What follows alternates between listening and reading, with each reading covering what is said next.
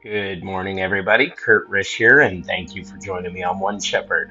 So, today we are continuing with our reading of the Old Testament book of 2 Samuel, chapter 11. It happened in the spring of the year, at the time when kings go out to battle, that David sent Joab and his servants with him and all Israel, and they destroyed the people of Ammon and besieged Rabbah.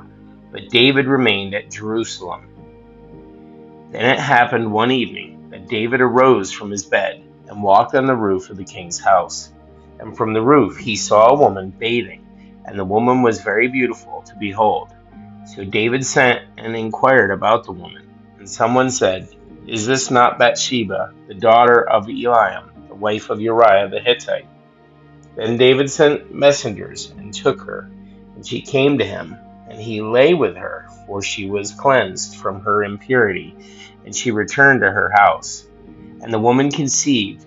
So she sent and told David, and said, "I am with child." Then David sent Joab, saying, "Send me Uriah." And Joab sent Uriah to David. When Uriah had come to him, David asked how Joab was doing, and how the people were doing, and how the war prospered. And David said to Uriah, "Go down to your house and wash your feet." So Uriah departed from the king's house, and a gift of food from the king followed him. But Uriah slept at the door of the king's house with all the servants of his lord, and did not go down to his house.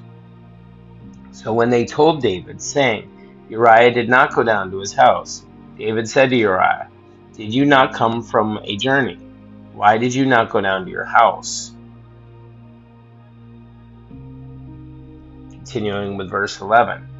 And Uriah said to David, "The ark and Israel and Judah are dwelling in tents, and my lord Joab and the servants of my lord are encamped in the open fields. Shall I then go to my house to eat and drink, to lie with my wife? As you live, and as your soul lives, I will not do this thing." Then David said to Uriah, "Wait here today also, and tomorrow I will let you depart." So Uriah remained in Jerusalem that day and the next. Now when David called him, he ate and drank before him, and he made him drunk. And at evening he went out to lie on his bed with the servants of his lord, but he did not go down to his house. And in the morning it happened that David wrote a letter to Joab and sent it by the hand of Uriah. And he wrote in the letter, saying, "Set Uriah in the forefront of the hottest battle, and retreat from him, that he may be struck down and die."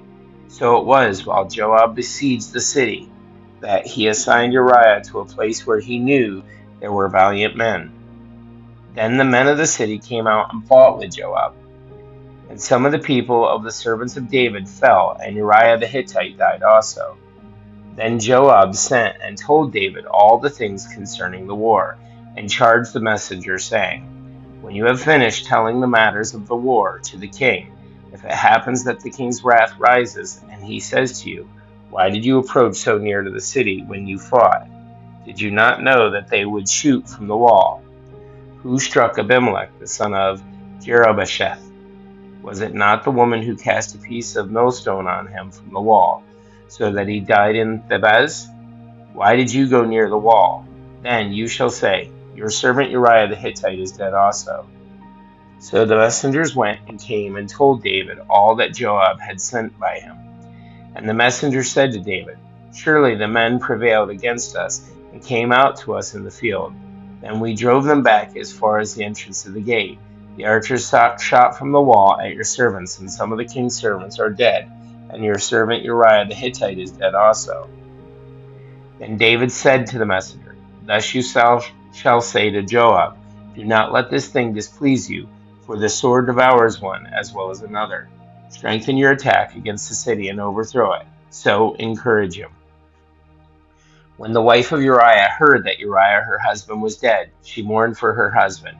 And her mourning was over, David sent and brought her to his house, and she became his wife and bore him a son. But the thing that David had done displeased the Lord. Guys, that's it for our reading of the Old Testament book of 2 Samuel chapter 11. Thank you so much for joining us, and you have a great day, and God bless.